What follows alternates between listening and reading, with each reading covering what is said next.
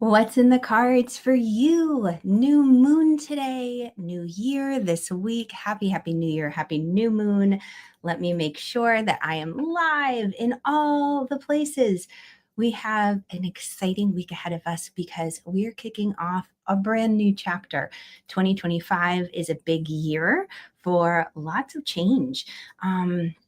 And we'll get into that in a minute. And even in more detail, I've got some more offerings coming up to talk about why 2025 is such a big shift for us. But for all of us, it is an opportunity to welcome in the new, to practice and play and adapt and shift. So I'm looking for all these different words that also really kind of boil down to change.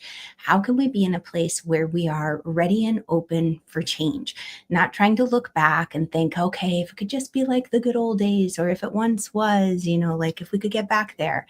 No, this is about the future and welcoming it, stepping into it, being excited about it, being open to all of the incredible innovations and creations that are coming to the surface to really problem solve and to offer hope and opportunity in areas where we thought, oh, it's a dead end. And you're a part of this experience, a part of the solution. And one of the ways that you can really make 2025 one of the best years ever is through the intentions you create. And we're going to talk about that because I have 3 key steps that I love to utilize whenever I set an intention with a new moon. Great for setting intentions and using affirmations, but even more that making a wish. So it's like when we set an intention, we make a wish. And then from there, if you couple that with the fact that we have a new moon in Capricorn, oh my goodness, hold on one second. I'm realizing I'm not live in one of the places. Okay, now I'm live. Holy cannoli. Oh, that's interesting. It didn't want to go live there. Well, we'll try it one more time. It said it ended. Well, okay. Well, we'll keep playing here and we'll share that later. But regardless, what I wanted to say was with the new moon today, it's in Capricorn. So we have that ability to set an intention, not only for this new moon, but it can ripple out for the year ahead. Capricorn is a visionary CEO. Take the big picture or get that big picture into your mind and heart so that you can create it. You can step forward. And I want to see, okay, they changed the screen on me. Oh, holy cannoli. Everything's beeping. Did you hear that? I'm not sure what just beeped at me, but lots of things to get attention today, lots of distractions, which leads me to the most important point. As you're getting ready to create and set your visions for this new year, I'm going to share with you 3 specific steps to kind of do that.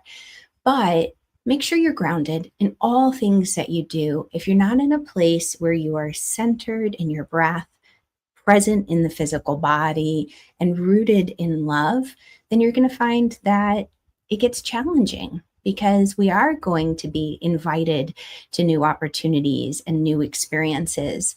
But if we're caught in a past daydream, if we're wishing and hoping for what once was, then we're going to miss these opportunities. And universe, God, creator, source, whatever you call that higher power by that name, is encouraging you to really step forward. You're being inspired to bring and channel new ideas and solutions through you. No one else can do it quite like you. So by being grounded and present, having a practice that helps you tune in to the guidance of those subtle whispers of the unseen energy that's all around us is pivotal this year. Okay, so let's just start off with what's most important to know for this week ahead. And I'm going to just invite you to all tune into your heart. I'm just shuffling the cards, and to simply place your hand on your heart. And as you tune into your heart space, I'm going to ask on the behalf of all watching now and all watching in the future, what's the most important things they need to know, you need to know going into this week ahead. Page of Swords. This is a stay in your lane kind of card. This is keep your nose, your focus on the work that you're doing. She's walking a tightrope, but at the same time, she's not worried about where her feet are going necessarily because she is so present and so in the moment that she knows how to stay in her lane. This reminds me of like the when you have peripheral vision, but you don't let it distract you. Oh, this is a really cool analogy that popped into my head. Thank you, angels, for bringing it. I was catching part of a basketball game on television, and I always think it's so interesting how when they're making, and it's all sports ball to me, so forgive me, but they're making that shot, right? You've got the guys lined up on the side, you're at the basket, and the one guy dribbling the ball or gal, and they're trying to make the basket. And behind them, you've got the whole crowd wiggling and going wild, trying to distract them so they miss the shot. That reminds me of this card. There's a lot of distraction around those birds, lots of opinions, ideas, thoughts about what you should, shouldn't do, could do, would do. You want to be able to block that out and stay so focused in what you are doing that as the inspiration and ideas come through, you have the ability to capture them and not be distracted by all the noise. So this week ahead, giving yourself a moment to not worry about what everyone else is doing, to know that there will be a lot of distractions, just to find the quiet space to stay in your lane, to receive the channeled guidance. And what does that mean? It could mean just going for a walk and noticing what pops into your head, right? I'm using kind of fancy spiritual type words, but it could be as simple as that. It could be playing the piano or an instrument. It could be listening to music. It could be drawing. It could be just simply sitting outside if the weather permits, but allowing yourself to just be and notice what comes and then capture those ideas, write them down, journal them, get them in your phone so that they don't pass on to the next person. Okay. And hey, if we haven't met yet, by the way, my name's Irina Miller. I'm a spiritual life guide, what I call an energy alchemist, because I bring together many different sacred practices and traditions, everything from yoga to astrology to energy healing to sound healing to the cards to crystals. These are passions of mine that I have gone quite deep into studying, certifying, initiating in, and I bring together very specific, unique energy recipes for you to make the most of them. And I love to dive into the astrology to make the most of the day-to-day basis, specifically with the moon. So that's what we're getting into today. This week ahead, let's just kick it off with the new moon that's happening later today. And I just want to remind myself of the time. It's in the afternoon, and I have it up here, 5:26 p.m. Eastern. The moon is going to be going into that new moon phase. And the thing about a new moon is they are great for planting the seed of something that you wish to grow. So plant the seed of an intention very mindfully. So this is great, again, whether it's for just you're thinking for the new moon until we get to full moon and the next new moon cycle 4 weeks from now, or if you're thinking, you know what, I want to harness this energy a little bit to echo throughout the entire year. We're going to talk about that now, those 3 steps. When you are manifesting or when you are setting intentions, if you are wishing for them to become true and become a reality, get created, for lack of a better English phrasing. What I'm going to encourage you to do, and I have a specific system for this, and I'm going to be guiding everybody through it. I don't know if I have mine here, but I use sacred geometry. You know, like how people will use vision boards to help them manifest and create and stay focused because they can have it right in front of them as a daily reminder. I like to use sacred geometry because it kind of takes it up another level. So you can still do the vision board, but in addition to that or in place of, what I love to do is I use sacred geometry. And then sometimes I even build a grid on that sacred geometric shape. I have my little meditation corner over there with all of my sacred geometric practices from the past and New Year's intentions and visions that I've set. But what I do, and I'm going to use the seed of life this year, is I use that and I start to hone in on what are the 6 big things that my heart wishes to engage with or create. And then from there, supporting factors. When you are doing this, what it helps you do is the first step when it comes to creating intentions that really, really work is to get clear and align your heart. Sometimes when we set intentions, we're setting intentions because of people we've been listening to or books we've been reading. And we think, oh, that's a great goal. Maybe it's physical fitness. And you think, oh, yeah, I want to get strong in the new year. So I'm going to get ready to run a marathon. And, you set that as your intention. Okay, that's great. But maybe, hello, Hannah, happy new beginnings. Yes. But maybe if you set an intention for getting fit and part of your getting fit is running a marathon, you realize, wow, well, that's not really in alignment with my core values for this year. Because if I look, and this is what the benefit of Capricorn is if I look ahead and I figure, oh my gosh, I'm going to have to run this many hours a week. And my values this year were more towards spending time with my family or with friends or on work. And I really don't have those kinds of hours to put towards a marathon. That intention isn't going to stick for the whole year. So you're going to want to say and tune into your heart or see, is this intention in alignment with my values? Because maybe, hi, Julie, so glad you're here. Glad you found me. Maybe the intention is still getting fit, but it's not so much running the marathon. Maybe it's joining a workout class because you get to socialize with other people. Maybe it's with your career. Maybe in your career, you're hoping for that promotion. And so you tune in and you say, oh, well, wait a second. Maybe it's not this part of the company that's in alignment with my values right now, because that would require me to work, 60 hours a week or travel more. Let me see. Over here, there's another option where I don't have to travel as much. So you're just going to want to get clear with your intentions. So yes, I want to get fit, or yes, I want to expand my career, or yes, I'm looking for that love of a lifetime or that really soul connected friendship.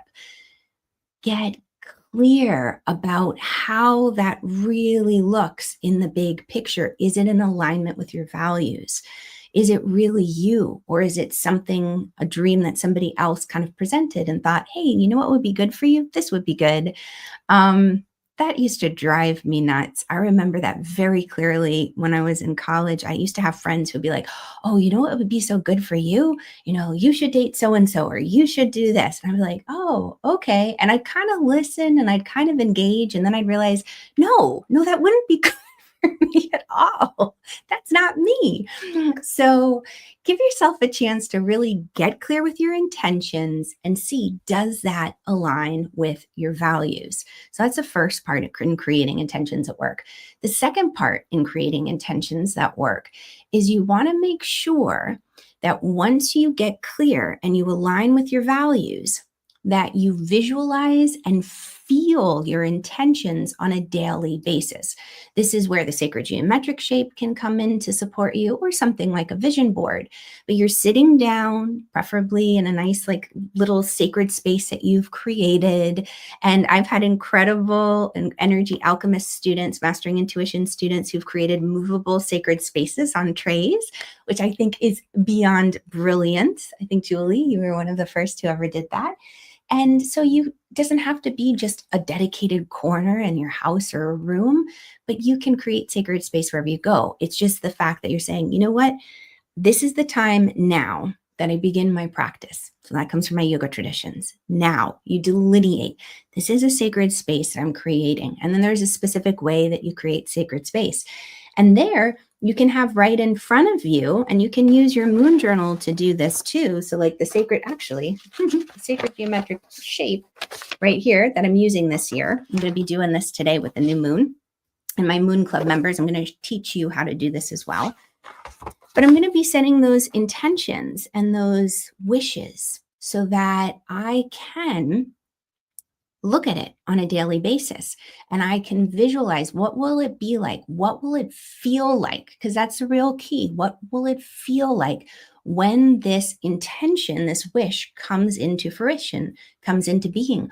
What would it be like to have that soul friend or that beloved partner that, we wake up on a Saturday morning and we have coffee?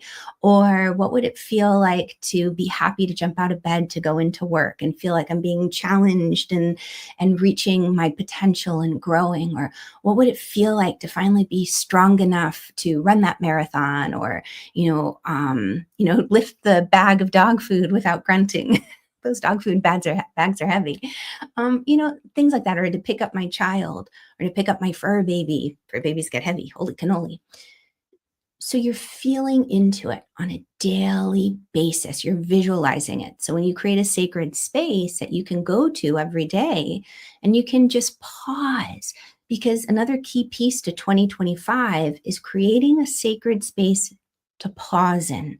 It doesn't have to be for a long time, but what you're doing is you're unplugging from the world, unplugging what everybody thinks is in your highest and best interest. You know what you should do? Okay, we can take advice, but then once we take the advice, we give ourselves a moment to pause, to digest it, to try it on, to feel it out, and say, does this really work for me? Because you might realize that you're not really quite clear about that vision, and it may not really align with your values in the long run, and that's okay. But if you start from a place like that, the intentions will fall short. So when it comes to creating intentions that really work, the first two steps out of the three. So the first one is get clear with your intention, and does it align with your values? Then the second part of that is to be able to feel it and visualize it on a daily basis. And then the final thing is take action and trust the process. One of the key pieces about creating and stepping into the life you were born to live is that it does take action. Sometimes in the earlier days of manifesting, and I love using the word co-creating instead, there was a feeling of, if I meditate on it, if I visualize it, surely it will come to be. And that can kind of sort of sometimes work, but key pieces that were left out of that in the early days were the feeling it. You really have to feel it when you visualize it. Feel it as if it were true on a full sensory level.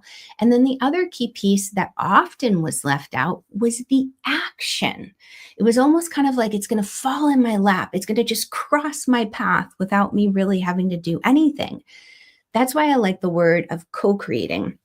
Because if we think of this as a divine dance with the universe, that we are engaging with co-creating with the divine and saying, okay, I have this wish, this intention, dear God, here's my heart's desire and wish, we'll get a little inspired or inspiration. Then for us to take inspired action. And this is a year of action. 2025, the 2 plus the 0 plus the 2 plus the 5 equals 9, which is a number that symbolizes Mars energy.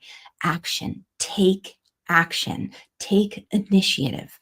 And that's why being grounded and pausing is so important, so we can listen. We've set our intentions, we've planted our wishes with new moon, new year, we put it out there and we say, okay, God, what now? What next? May God go before me and show me the way. The angels watch and protect me throughout the day. Then it's up to us to listen, to watch for those intuitive hits. That's where knowing your clairs comes in very, very handy. The way that intuition comes through to you. It might be that you sense things physically. It might be that you know things. It might be that you hear things or see things, like you get images in your head that pop up, or memories.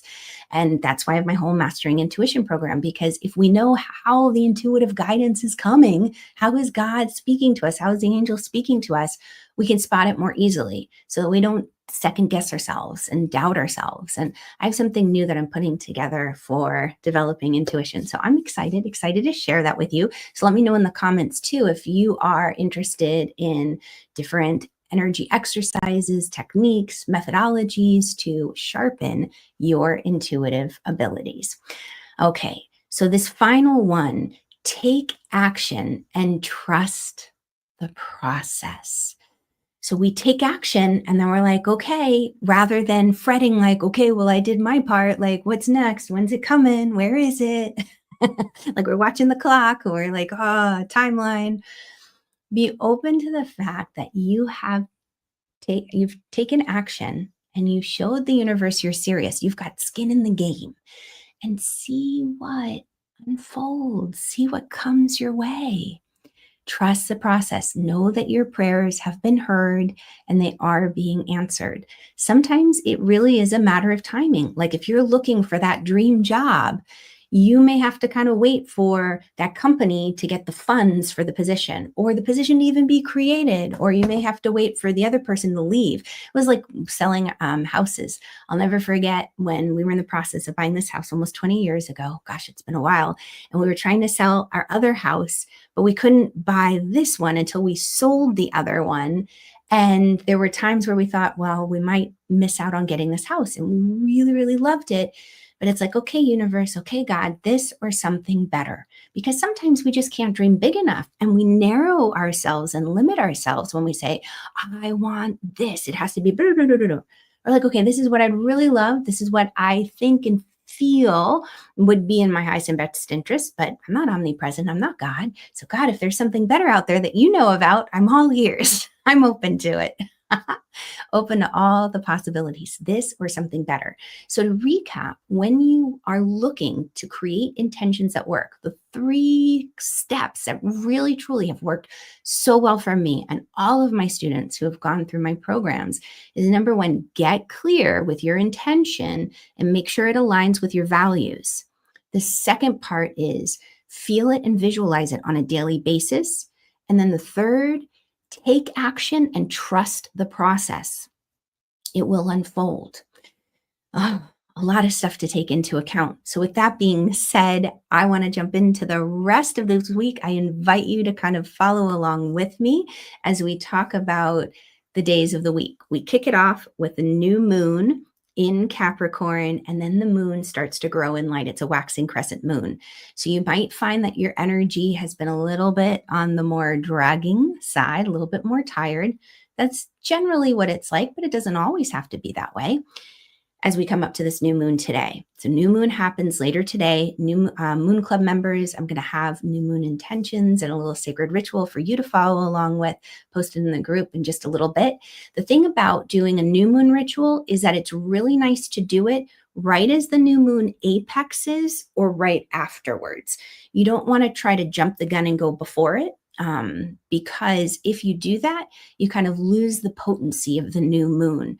With full moons, doing a ritual coming up to it is great, because think of the full moon as the energies coming in like a big wave to the shore, as opposed to the new moon, which it's already kind of receded. So you want to catch it in the beginning before the energy really kind of moves away. So I think I just said that backwards. Hold on. Cancel, clear, delete. So with the new moon, because I'm thinking about 10 different things. I was thinking about with the full moon. You want to catch it with the full moon as you're coming into it, kind of before the energy moves away. And with that new moon, you want to catch it right as it apexes. I'll just leave it as that. My analogies are going sideways.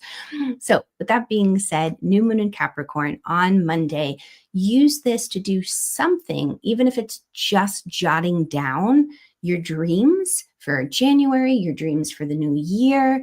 But think of it like, oh, I'm going to sit down, long-term thinking, what's my plan for the year, my 5-year plan, my 10-year plan. Use this visionary energy. You've got the moon at 9 degrees, so it's a take action energy.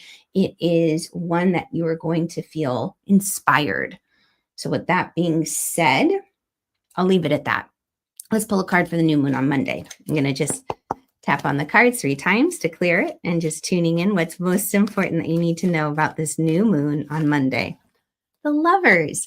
So this is choose wisely. Choose in alignment with your values. This can mean, meeting the love of your life, or being in a situation where you feel like, oh, I just feel complete. I feel like I'm in union. I feel like I found my rhythm. I feel like I found my balance. It is a card of decisions, though, and it is a card of choice.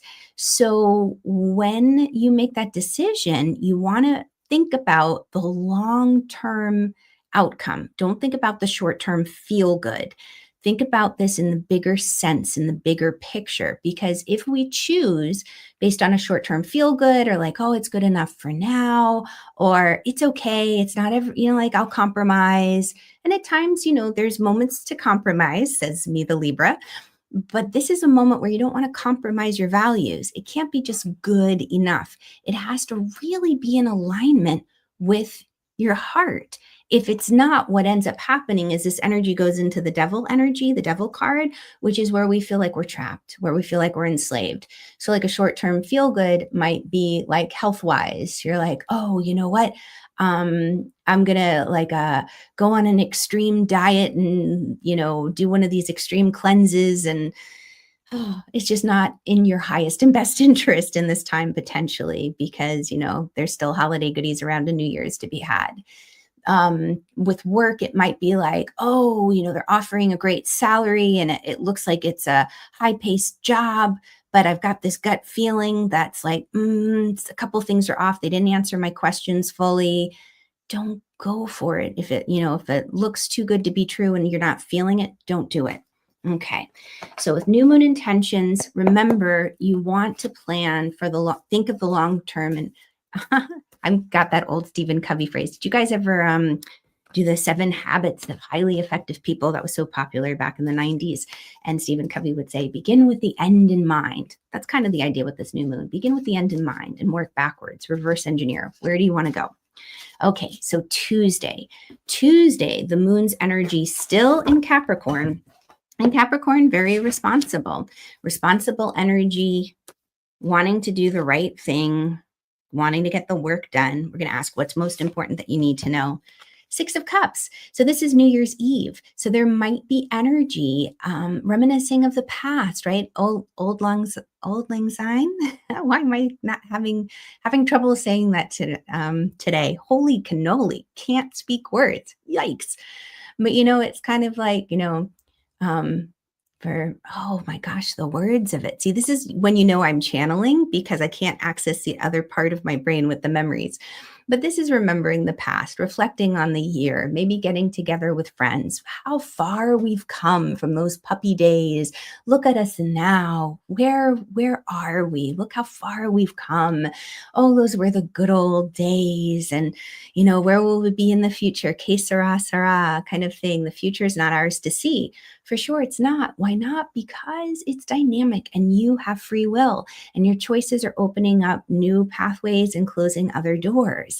So you are being given incredible opportunities, especially in 2025, that we've never seen the likes of.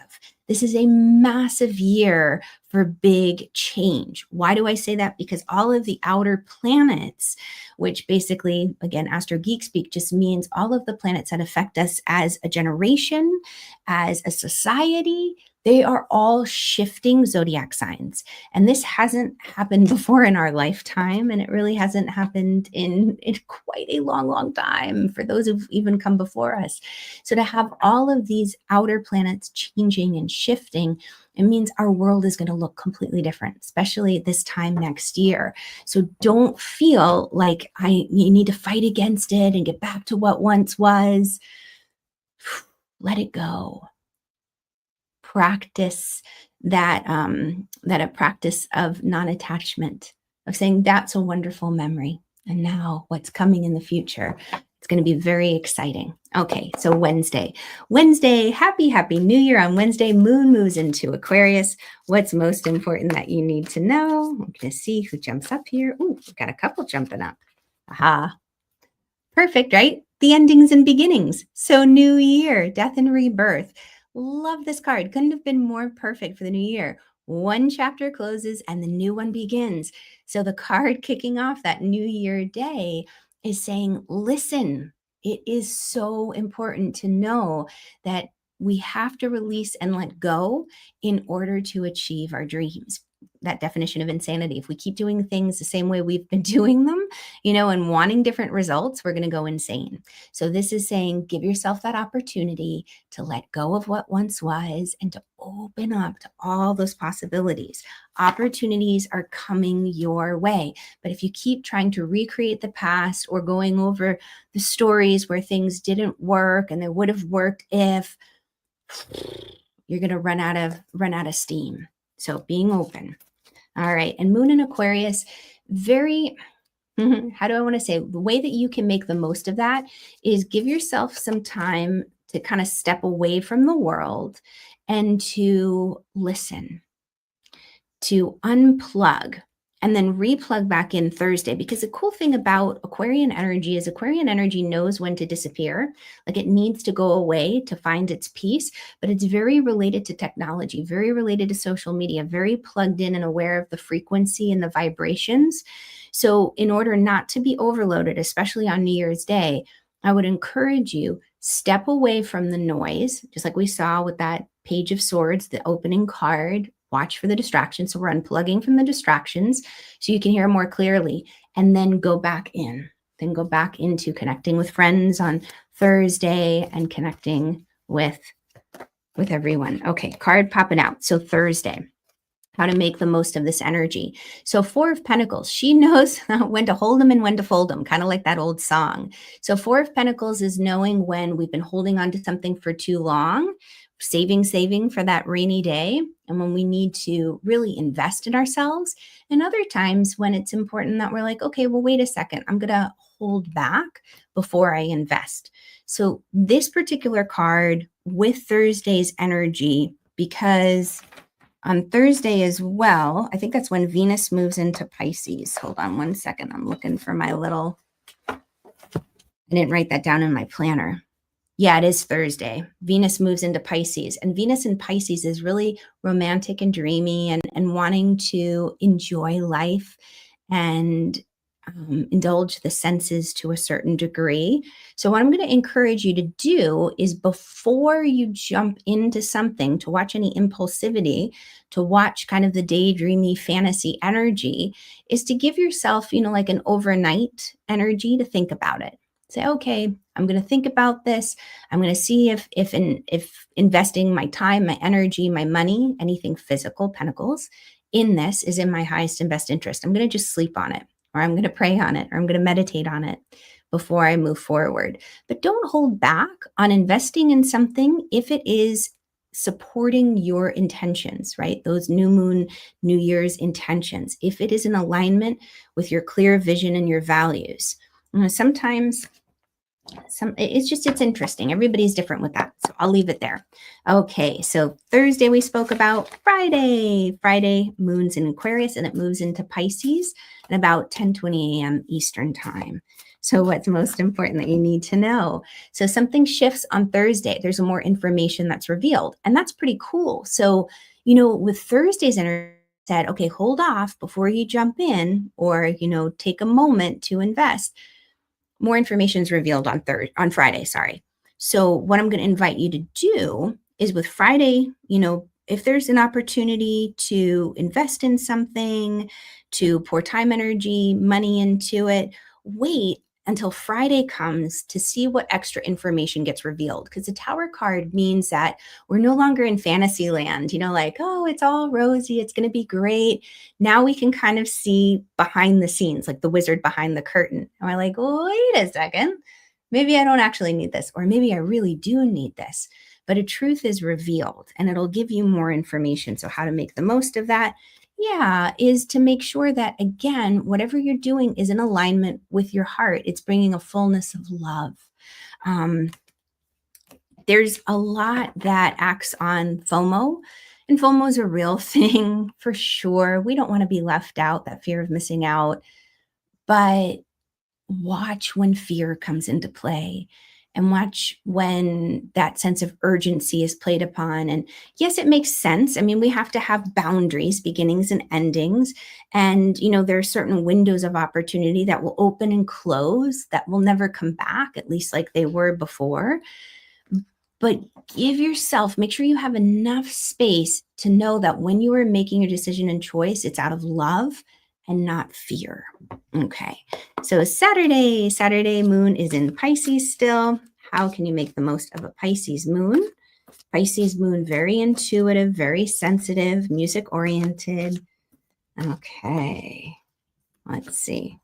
The Hermit. So here we are, taking that time to just step away and to be alone, and to also know that all of the challenges that you've been through, all of the experiences in life, you have the opportunity to be a beacon and shine for other people. So I invite you to give yourself some time again, just in a quiet space, to realize how much of an inspiration, how much expertise you have that you can share with the world ahead. Okay. And then Sunday, moon in Pisces before it goes into Aries at 2:01.